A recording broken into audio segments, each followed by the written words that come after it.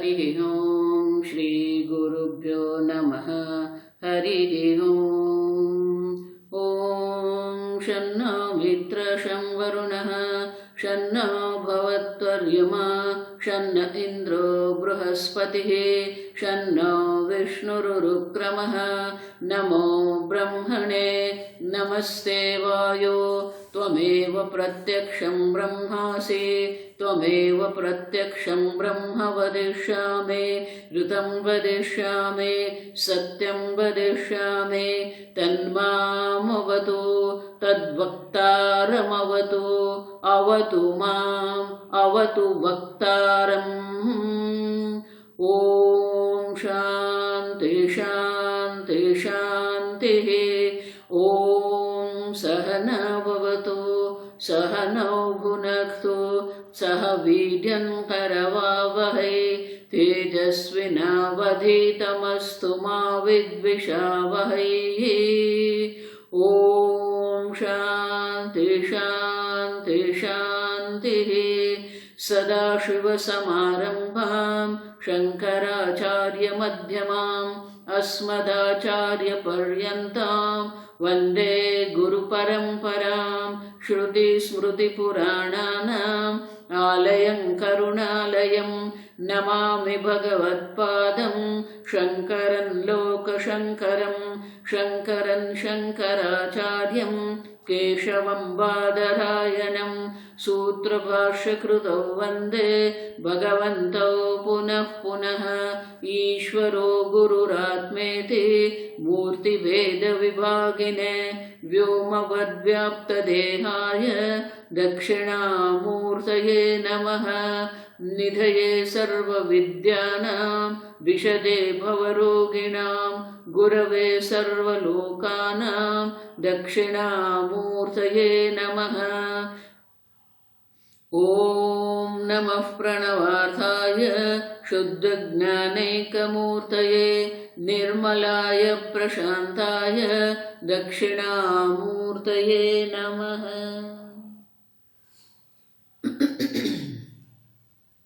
ॐ नमः श्रीशङ्करानन्द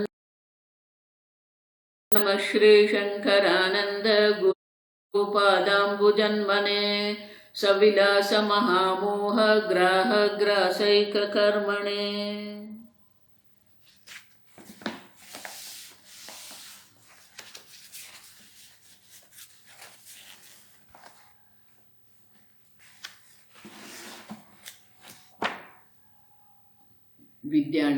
विद्यारण्य मुनि हमें ध्यान की प्रक्रिया क्या है दर्शाते हैं।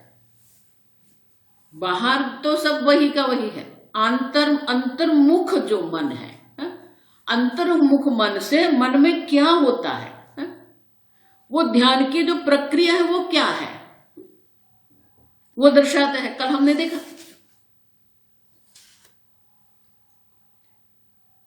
कि अनिर्विण्ण चेतसा योगः योक्तव्यः। देखो ये बहुत सुंदर है, योक्तव्य है वर्ड जो शब्द है ना, हमें समझना है।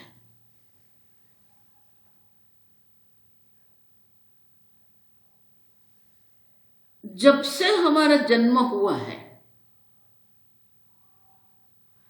हमारे मन में एक बिठाया जाता है, ये करना है ये नहीं करना है। छोटे बालक को भी वही करते हैं, यहां बैठना है यहां नहीं बैठना है, ये खाना है ये नहीं खाना है, ये करना है ये नहीं करना है। अब देखो तो बाल्यावस्था से ही हमारे मन में एक कर्तव्य बुद्धि जो है बनाई गई है। अब ठीक से समझो, वो कर्तव्य बुद्धि ऐसे बना के बिठा दी है कि जब कुछ नहीं करते हैं तो हमारे मन में एक प्रकार से अपराध बोध होता है, गिल्ट होता है, ये नहीं किया। अब क्यों अपराध बोध होता है? क्योंकि वो बिठाया गया है ना, ये करना है। अब उसको शास्त्र में कर्तव्य बुद्धि कहते हैं। तो हमारी कर्तव्य बुद्धि इतनी दृढ़ हो गई है। देखो ये कर्तव्य शब्द में तव्य प्रत्यय है, हम देख के गए आत्मावारे श्रोतव्य तव्य प्रत्यय देखो, आत्मा श्रवण करने योग्य है, मंतव्य है मनन करने योग्य है, कर्तव्य मानी करने योग्य। अब देखो निदिध्यासितव्य निदिध्यासन करने योग्य है। उसी प्रकार से भगवान यहां क्या कह रहे हैं, सनिश्चयेन योक्तव्य है। ये जो योग है, जो आपका दुख से जो संयोग हुआ है उससे आपको वियोग करने वाला जो योग है वो योक्तव्य है, योग करने योग्य है। अब देखो देखो, इसीलिए मैं कहती हूं आप कितना भी भागवत श्रवण करो, आप कितना भगवत गीता का पाठ करो, आप कितना भी जप करो, अच्छा है,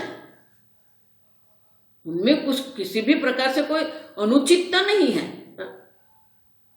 लेकिन हमारी कर्तव्य बुद्धि कहां पर है। अब देखो शास्त्र श्रवण भी हम करते हैं, लेकिन शास्त्र श्रवण में श्रोतव्य, आप देखो वो कर्तव्य बुद्धि हुई हमारी। मंतव्य मनन करने की, मनन करना हमारा कर्तव्य है, ये कर्तव्य बुद्धि हुई हमारी। आप समझो, जब तक ये कर्तव्य बुद्धि नहीं होगी ना, योक्तव्य है, इसीलिए भगवान कहते हैं किसी भी प्रकार से मन में खेद न रहकर योक्तव्य, ये योग जो है वो अनुष्ठान करने योग्य है। आप सब जितनी आपको संसार में कर्तव्य बुद्धि है उतनी कर्तव्य बुद्धि भक्ति में, वेदांत में होनी चाहिए हमारी। अब सब कई बार ऐसा होता है जो शास्त्र श्रवण करने को आते हैं, फिर वो क्या करते, स्वामी जी कल नहीं आएंगे हम। क्यों? कल वो विवाह प्रसंग है ना हमारे संबंधी के यहाँ, तो जाना पड़ेगा। अब देखो ये तो विवाह प्रसंग में जाना आपके लिए कर्तव्य है, और वो कर्तव्य के लिए ये वेदांत वर्ग आप छोड़ देते हैं। आप समझो, मैं ये नहीं कहती कि आप विवाह प्रसंग में मत जाइए, अब जाओ, और ऐसा कोई विकल्प आप कर दो, स्वामी जी कल मैं नहीं आऊंगी। क्यों? हमारे बेटे के ससुर जी हैं वो आए हैं, ठीक है, तो मैं ऐसा कहती हूं उनको लेके भी आ जाइए। तो जितनी हमारी संसार के प्रत्यय, गृह कार्य के प्रत्यय, धन के प्रत्यय हमारी जितनी कर्तव्य बुद्धि है उतनी कर्तव्य बुद्धि योग में है। इसीलिए भगवान शब्द का निश्चय न योक्तव्य है, वो निश्चय आपको करना पड़ेगा, निश्चय पूर्वक ये योग का अनुष्ठान करना है हमें। योग का अनुष्ठान हमारे लिए कर्तव्य नहीं बनेगा,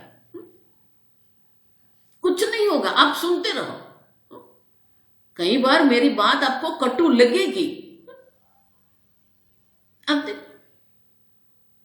सनिश्चय न योक्तव्य, देखो भगवान क्या कहते हैं, निश्चय पूर्वक योग का अनुष्ठान, योग का अनुष्ठान करने योग्य है, कर्तव्य है। आप देखो, अब समझो, हम बाल्यावस्था से ही हमारे मन में ये संसार के प्रति इतनी कर्तव्य बुद्धि डाल के रखी है,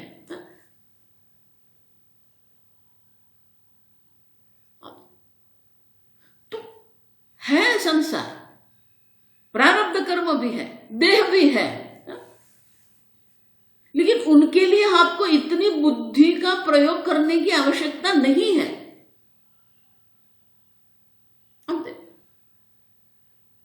तो कर्तव्य बुद्धि शास्त्र श्रवण में, भगवान की पूजा में, भगवान के जप के लिए हमारे मन में कर्तव्य बुद्धि होनी चाहिए।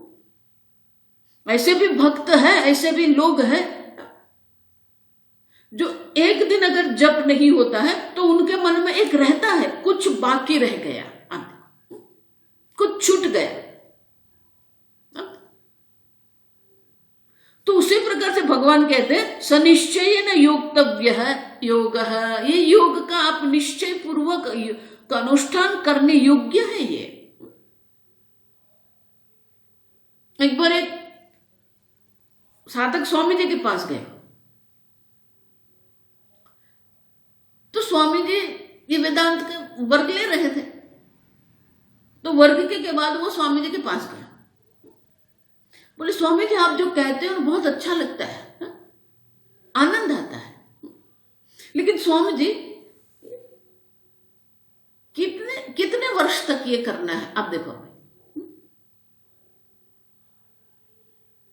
तो ये प्रश्न हमारे मन में आता है, कितने वर्ष तक वेदांत का अध्ययन करें, कितना जप करें, कितनी भक्ति करें? आप देखो, कभी हमारे मन में ये प्रश्न आया ये कितने दिन तक भोजन करेंगे हम?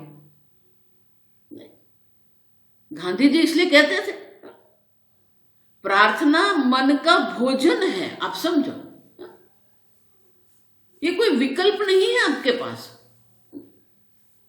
कि माता जी ने, हमारे घर में तो माता जी है ना, वो अम्मा है ना, अम्मा पूजा करती है, तो आप क्या करेंगे? फेसबुक देखेंगे, चैटिंग करेंगे।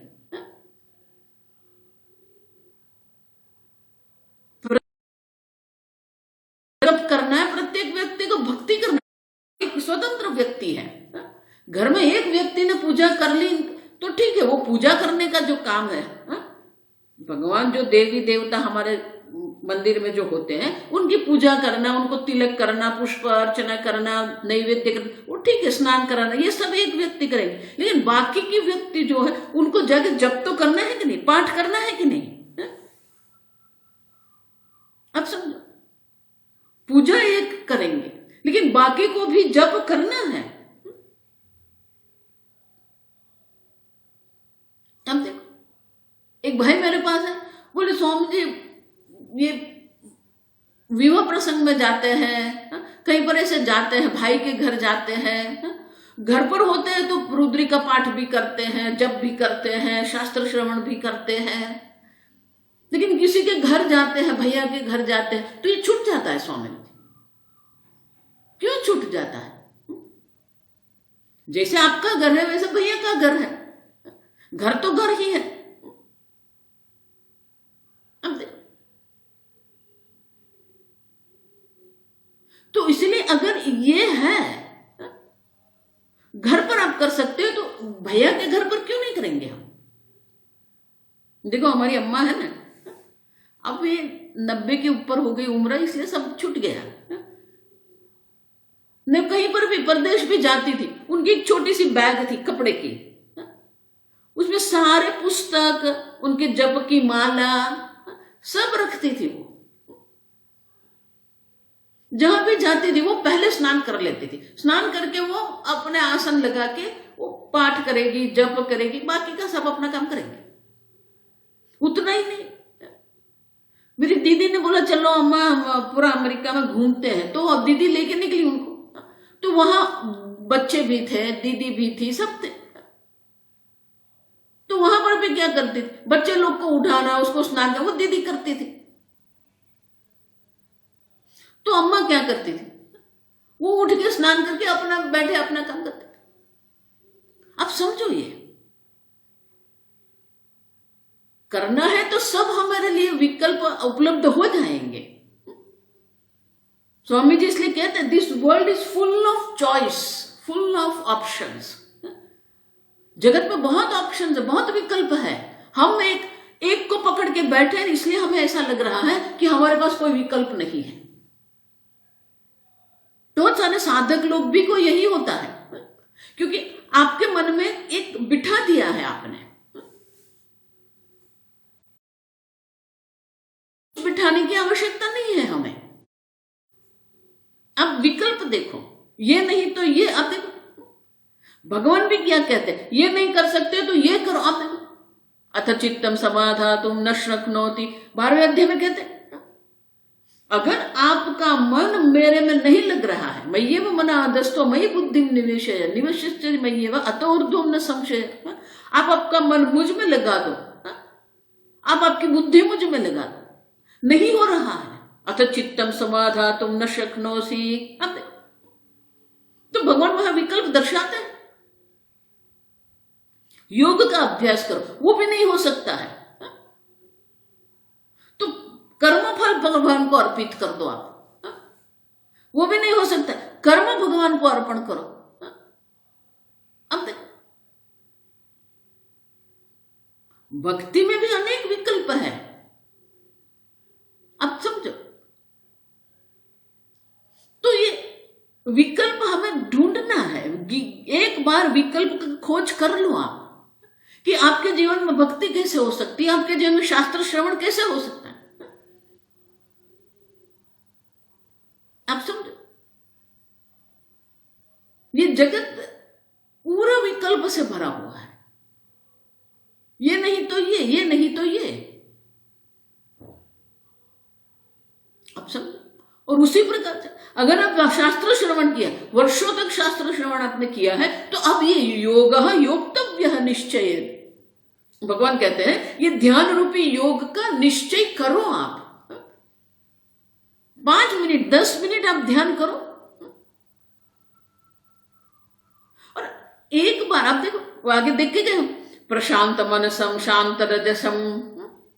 एक बार आपका मन जप में लग गया ना, फिर बाहर कोई डीजे भी चलाए, ठीक है, चला देते उसको।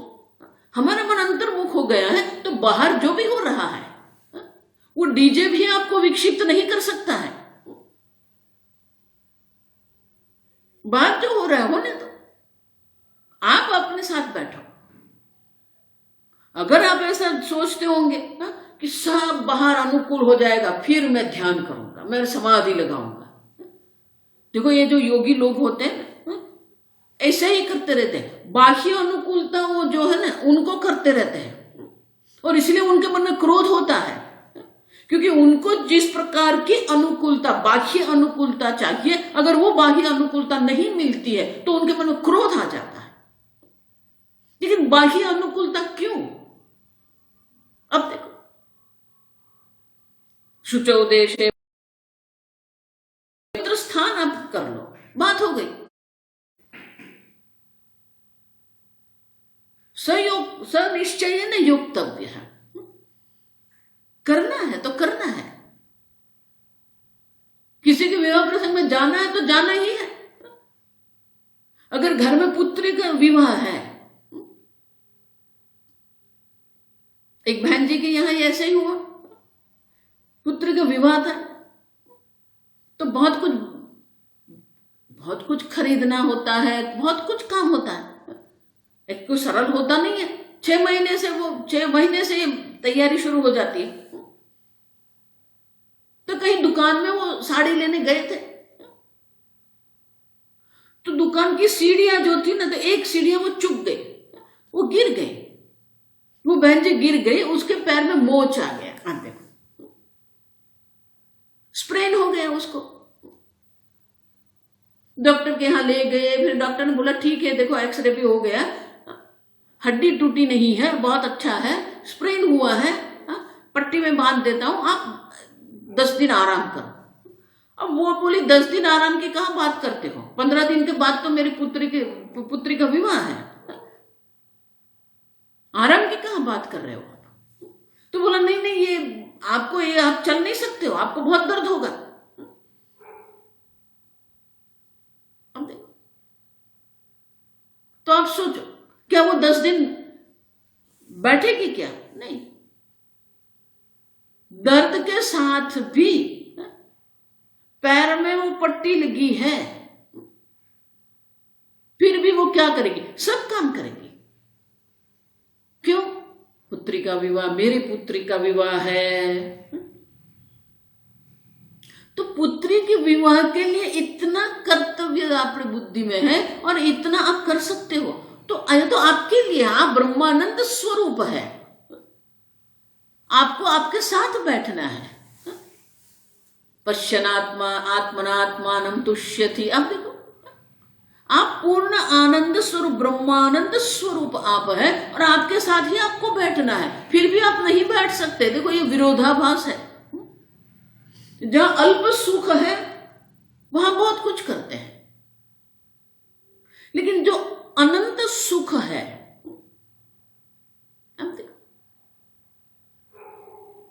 पश्यनात्मानमात्मनि आत्मना तुष्यति। अनंत आनंद से ब्रह्मभूतम कल्मषम। आप देखो ये ब्रह्म स्वरूप अनंत स्वरूप, ये सुख की आपको अनुभूति करनी है, फिर भी भगवान को ये योक्तव्य शब्द का प्रयोग करना पड़ता है। जिस प्रकार से शिशु अवस्था में जब हमें अध्ययन करने को कहते हैं तो हमें थोड़ा जबरदस्ती करनी पड़ती है, नहीं बैठो चलो पूरा करो। ये तो आप है, आप स्वरूप है और आपके साथ ही आपको बैठना है। और इसीलिए भगवान कहते हैं कि क्योंकि संसार के प्रति इतनी कर्तव्य बुद्धि करके हम बैठे हैं, और इसलिए भगवान यहां हमें योग में कर्तव्य बुद्धि करवा रहे हैं। सनिश्चयेन योक्तव्य है योग, अनिर्विण्ण चेतसा, किसी भी प्रकार से थकान का अनुभूति, खेद या थकान। पुत्र के विवाह प्रसंग होता है तो कोई थकान की बात नहीं होती, रात को 2-2 बजे तक काम करते हैं। अब देखो कई बार तो पूरी रात हमें तैयारियां करनी पड़ती है, तो वहां थकान नहीं है, वहां खेद नहीं है, तो यहां क्यों है? अब सब क्योंकि वो कर्तव्य बुद्धि नहीं है। पुत्र विवाह में कर्तव्य बुद्धि है। ये जो विद्यार्थी होते हैं उनको भी क्या है, मुझे इंजीनियर बनना है, ये कर्तव्य बुद्धि। आप देखो मुझे डॉक्टर बनना है, मुझे इंजीनियर बनना है, मुझे एमबीए करना है। तो जिस प्रकार से वहां कर्तव्य बुद्धि है उसी प्रकार से कर्तव्य बुद्धि करनी है हमें, इसीलिए भगवान ये शब्द का प्रयोग करते हैं। अनिर्विण्ण चेतसा, किसी भी प्रकार से थकान की कोई संभावना नहीं। प्रारंभिक अवस्था में ऐसा होगा, फिर एक बार आपको ध्यान में आनंद आने लगेगा तो आपका मन स्वयं आपको कहेगा चलो समय हो गया, बैठना है ध्यान में। और कहीं पर भी न तो योग शास्त्र में, न भगवत गीता में, न उपनिषद में कहीं पर ऐसा नहीं कहा है कि आप 24 घंटे तक ध्यान करो। नहीं, ध्यान आपको 1 घंटा करना है, 1-2 घंटा में, अधिक से अधिक कितना करना है।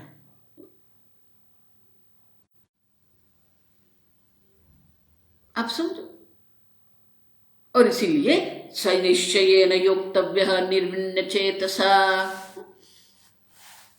जिसके मन में जो मुमुक्षु जो है, जिसको मोक्ष जिसको मोक्ष में कर्तव्य बुद्धि है, ब्रह्म ज्ञान में कर्तव्य बुद्धि है, उनके लिए ये ध्यान बहुत सरल है।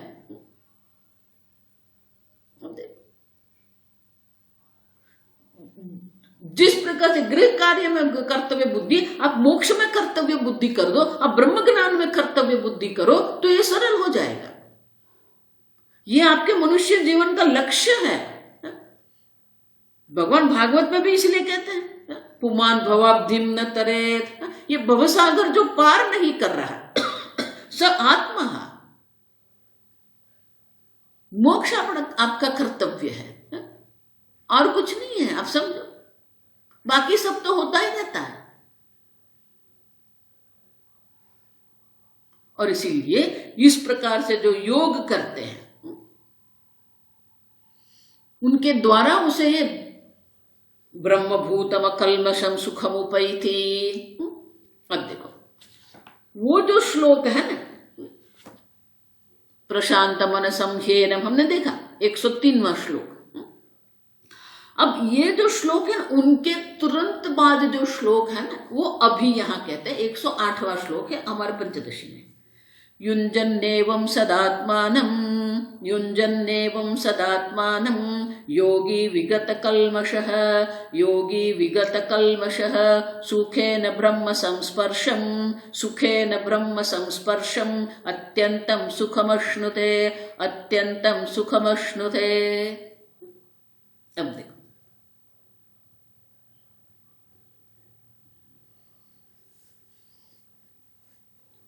दो श्लोक एक साथ है। यहां बीच में जो 4 श्लोक लगा रखे हैं वो 20 से 22 नंबर के श्लोक है।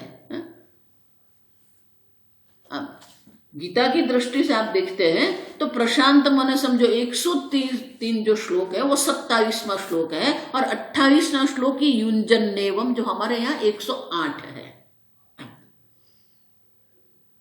2 श्लोक जो बहुत सुंदर है। सुख कब आपके यहां पहुंचेगा, सुख आपके पास कब आएगा, तो कहते कि इस प्रकार से योग योक्तव्य है। इस प्रकार से जब योग हम ध्यान योग परायण होते हैं उसको ध्यान परायण कहते हैं। जो जप में लगता है वो जप परायण है, भक्ति भक्ति परायण है। उसी प्रकार से हमें ध्यान योग हमें बनना है। जितने ये परायणता आप में आएंगे, ध्यान योग परायण। अब देखो परायण माने कि यही हमारी गति है। अयन माने गति, उत्तरायण दक्षिणायन। आप देखो अभी मकर संक्रांति गई, अब सूर्य नारायण क्या कर रहे हैं, उत्तरायण माने कि उत्तर दिशा की ओर उनकी गति हो रही। अयन का एक अर्थ होता है गति।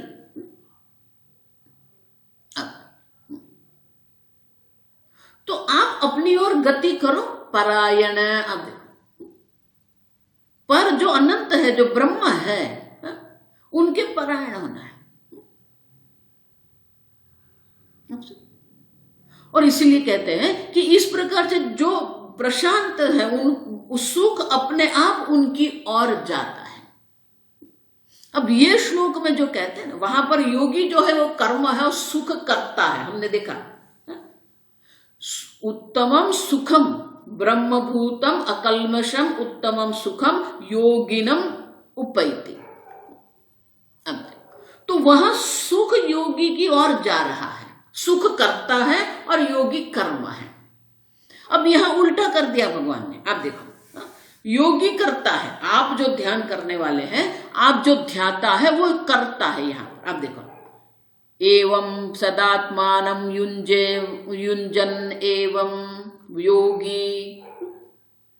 एवं इस प्रकार से योगी जब युंजन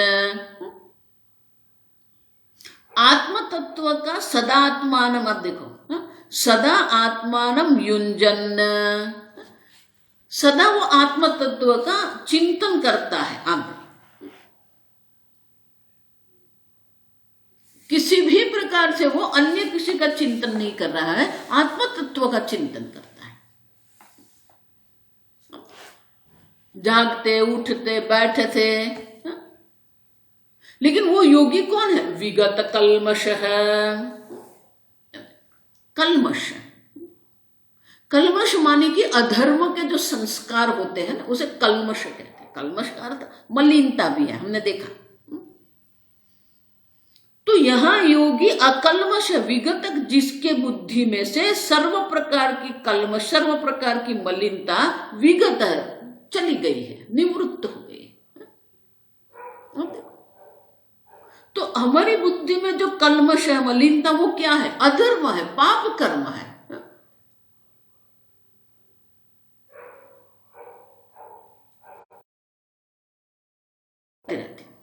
जब तक धर्म निष्ठा नहीं होगी ना, तब तक ये ध्यान भी नहीं होगा,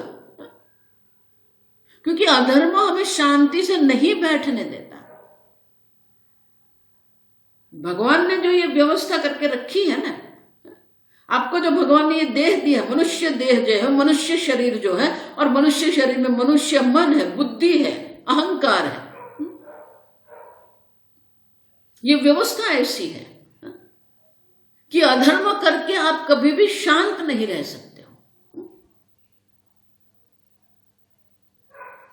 अन्य की दृष्टि से आप धर्म करते होंगे, लेकिन आपकी दृष्टि से क्या है? जो व्यक्ति चोरी कर रही है उनको भी वो जानता है, वो भी जानता है कि मैं चोरी कर रहा हूं, माने कि मैं अयोग्य कर्म कर रहा हूं। जो झूठ बोल रहा है तो जो सुनने वाला है उनको तो सत्य ही लगेगा, लेकिन जो बोलने वाला है उनको वक्ता जिसको कहते हैं, वक्ता को तो मालूम है ना, जानता है वक्ता कि मैं झूठ बोल रहा हूं। अब देखो, तो अन्य कोई व्यक्ति आपके अधर्म को जाने कि न जाने, आप तो जानते हो ना। अब देखो, अगर आप जानते हो कि आप अधर्म कर रहे हो तो आपका मन शांत रहेगा क्या? इसलिए अर्जुन भगवान को पूछता है ना गीता में, अथ केन प्रयुक्तोयम पापम चरति पुरुषः, क्योंकि वो पुरुष जानता है कि मैं पाप कर्म कर रहा हूं, मैं अधर्म कर रहा हूं, मैं झूठ बोल रहा हूं, मैं चोरी कर रहा हूं, मैं हिंसा कर रहा हूं। अनिच्छिन्न पिवार्ष्णेय बलादेव नियोजे। भगवान कौन है जो बलपूर्वक उनको पाप कर्म करने के लिए प्रेरित करता है, प्रयुक्त, आप देखो, बलपूर्वक उनके पास करवाता है। तो भगवान क्या कहते हैं, काम एषः क्रोध एषः रजोगुण समुद्भवः महाशनो महापाप्मा विद्येन वैरिणम। आप समझो, जब तक हम देख के गए सब, जब तक आप अपनी इच्छा के नियंत्रण में रहेंगे तब तक ये सब होता रहेगा। जब आप अपनी इच्छा के नियंत्रण से मुक्त हो जाएंगे तब आपका मन शांत रहेगा। और इसलिए कहते हैं विगत कि ये अधर्म पाप संस्कार है वो सब निवृत्त हो गए हैं। कोई अधर्म का, कोई भी पाप का कोई है ही नहीं, आप देखो, कोई संस्कार उसके मन में नहीं है। आप देखो, विगत कल्मषः। अगर आपको ध्यान करना है तो जीवन में जितना भी कम हो सके ना उतना अधर्म करो आप, तो आपका मन शांत रहेगा।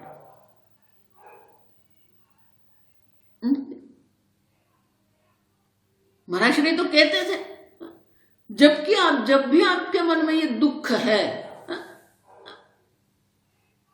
आपके मन में उद्विग्नता है, खेद है, तो ये संसारी लोग जो है ना विक्षिप्त क्यों रहते हैं, विचलित क्यों रहते हैं? तो महाराज श्री कहते थे कि ये विचलित इसलिए रहते हैं क्योंकि उनके मन में कहीं ना कहीं अधर्म है।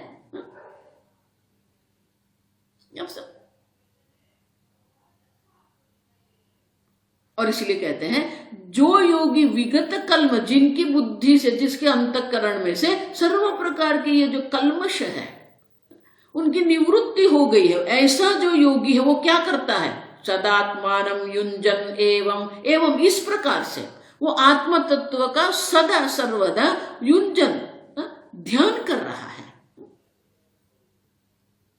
तो जो योगी इस प्रकार से ध्यान करता है वो योगी, आप देखो, सुखम अश्नुते, वो सुख की अनुभूति करता है, अश्नुते, आप देखो। तो योगी करता है और सुख कर्म है, आप देखो। सुखम योगिनम उपैति, और यहां कहते हैं योगी सुखम अश्नुते। इनका अर्थ क्या हुआ? सुख और आप जो ध्यान करने वाले योगी है, ध्याता है, वो दो नहीं है, एक ही है। सुखम योगिनम उपैति, योगी सुखम अश्नुते। अब देखो, जो गीता आप सोचते हो ना इतने सरल नहीं है। भगवान यह कह रहे हैं कि ये जो वहां कहा ब्रह्म भूतम सुखम, यहां क्या कहा, ब्रह्म संस्पर्शम सुखेन सुखम अश्नुते। आप देखिए,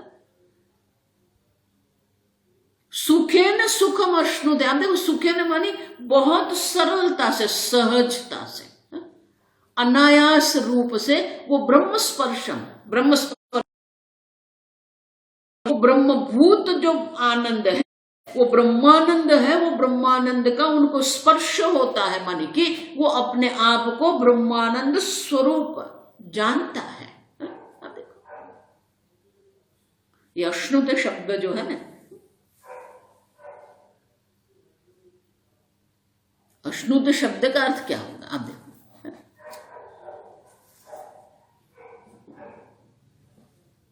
किसी भी प्रकार का जब आप भोग करते हो, भोजन करते हो, तो उसको अश्नुत ऐसे कहते हैं।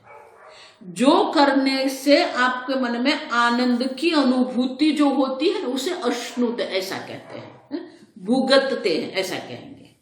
आप देखो,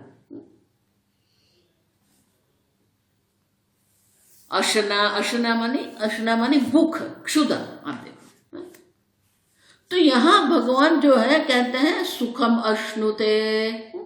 अगर गुजराती में आपको कहना तो ऐसे सुख माणे छे।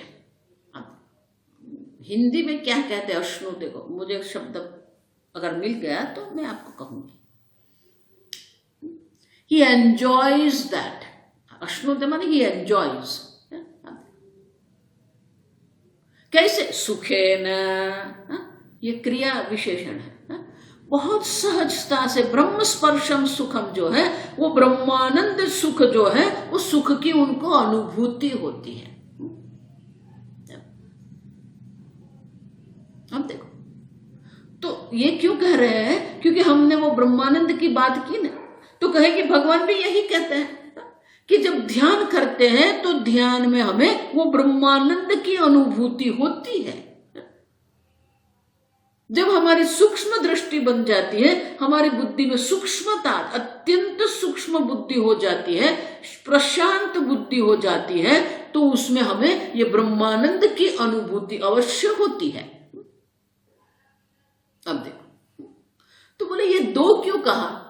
सुखम योगिनम उपैति, योगी सुखम अश्नुते। तो बोले दोनों एक ही है। अब समझो क्यों? उनके लिए दृष्टांत है ये नदी। आप देखो, ये जो नदी होती है ना, आरोगना नहीं, आरोगना नहीं आएगा, हाँ थोड़ा थोड़ा नजदीक है आरोगना शब्द। ये नदी जो होती है ना, नदी समुद्र की ओर जाती है। कभी जाना, ये जो संगम स्थान होता है ना, नदी और सागर का जो संगम जहां होता है ना, उस स्थान पर आप जाइए कभी। स्थान जो होता है, नदी के जल का प्रवाह जो है ना, वो सागर की ओर जा रहा है, और समुद्र भी जो है उसमें भी तरंग उठ रहे हैं। आप तो वो स्थान आप देखेंगे ना, तो नदी की ओर से देखेंगे तो आपको ऐसा लगेगा समुद्र आ रहा है, माने कि समुद्र जो है नदी की ओर आ रहा है, ऐसा लगेगा आपको। अगर आप समुद्र में है तो आपको ऐसा लगेगा कि नदी का जल जो है वो समुद्र में बह रहा है। बस वही है। सुखम योगिनम उपैति, योगी सुखम अश्नुते, एक ही है। जिस प्रकार से सागर और नदी जो एक होते हैं ना, उसी प्रकार से आप एक ही, आप ही एक अद्वितीय ब्रह्मानंद स्वरूप है। वो हमें दर्शाने के लिए भगवान कहते हैं कि ये सहज है, सुखे न सुखम अश्नुते। आप देखो, अनायास सुखपूर्वक सहजता से आप वो सुख की अनुभूति करेंगे। उनमें आपको कोई विशेष प्रकार से कोई विशेष प्रयास की अपेक्षा नहीं रहेगी वहां पर। आप देखो, इसीलिए अश्नुत शब्द है वहां पर। सुख योगी के पास जाता है, उपैति, पास पहुंचता है। लेकिन ये अश्नुत शब्द जो है ना, ये विशेष प्रकार का, भगवान ये क्रियापद का प्रयोग क्यों कर रहे हैं हमें समझना पड़ेगा। ये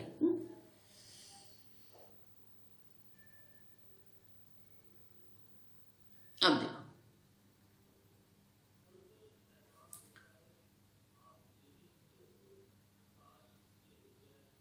आपके सामने आम है, कोई भी फल, आम में एक दृष्टांत देती हूं, तो आम आपको खाना है कि नहीं खाना है वो निश्चय आप कर सकते हो, क्योंकि वो कर्म है, आप समझो।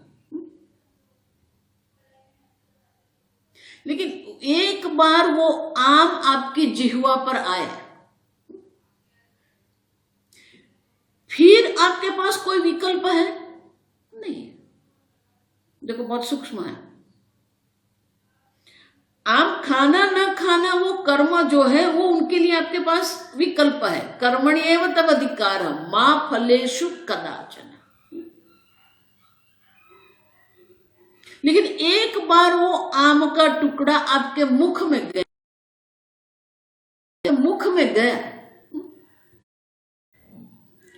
फिर आपके पास कोई विकल्प नहीं है। अश्नुते, अब देखो आम खाना ना खाना विकल्प है, लेकिन एक बार मुख में आम गया फिर अश्नुते, यू एंजॉय द मैंगो, ना आपको कोई विकल्प नहीं है। अगर वो खट्टी है तो खट्टी है, आम खट्टी है तो खट्टी है, मीठी है तो मीठी है, खट्टी मीठी है तो खट्टी मीठी है, कोई विकल्प है आपके पास नहीं है। अब देखो कर्मों में विकल्प है, भोग में विकल्प नहीं है। देखो यहां पर ही बहुत वेदांती लोग भी गड़बड़ करते हैं। वही बात भगवान यहां कर रहे हैं। एक बार आप अपने स्वरूप में बैठ गए, सुखम अश्नुते, यू एंजॉय योर सेल्फ, वो ब्रह्मानंद की अनुभूति होती। इसलिए आगे भगवान कह के आत्मना आत्मानं पश्यन् आत्मनि तुष्यति। आप सहज रूप से आपके आनंद स्वरूप में रहेंगे, आपको वहां कुछ करना नहीं है। इसलिए पूज्य स्वामी जी कहते थे कि देखो भाषा में भी ये होता है, कुछ करने का होता है, कुछ होता है। अब देखो गुजराती में भी ऐसे कहते हैं, करवू अने थाई छे। अब देखो तो कर्म करते हैं हम, ज्ञान करते हैं नहीं, ज्ञान होता है। एक पुरुष तंत्र है, आप पर आधारित है, कर्म करते हैं आप, ज्ञान होता है।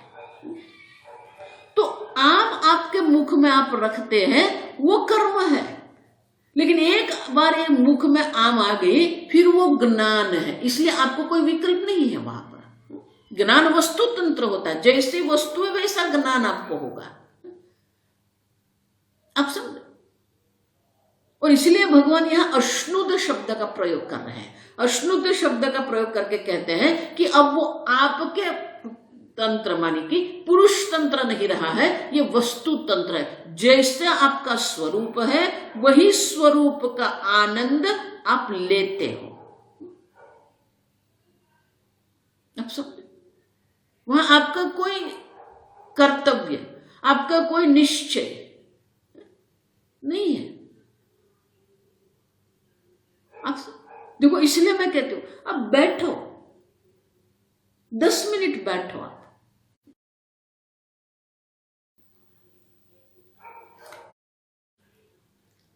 You don't have to enjoy, understand. आपको वो भुगतना नहीं है, वो होता है। आप बैठिए, ध्यान होगा, ध्यान भी होगा कहना पड़ेगा, आप समझो। पूज्य स्वामी जी कहते थे भले ध्यान क्रिया है, उसमें कर्ता भी है, कर्म भी है, सब है, फिर भी अंग्रेजी में हैपन्स, आप देखो, इट हैपन्स, होता है। आप आपके मन को शांत कर दो, अधर्म का त्याग कर दो। ये मोह का देहात्म बुद्धि है, देख के गए, देहात्म बुद्धि है ना, मैं देह हूं, छोड़ दो आप, मैं देह नहीं हूं। देह के लिए जो करना पड़ेगा आप करते रहो, लेकिन आप देह नहीं है।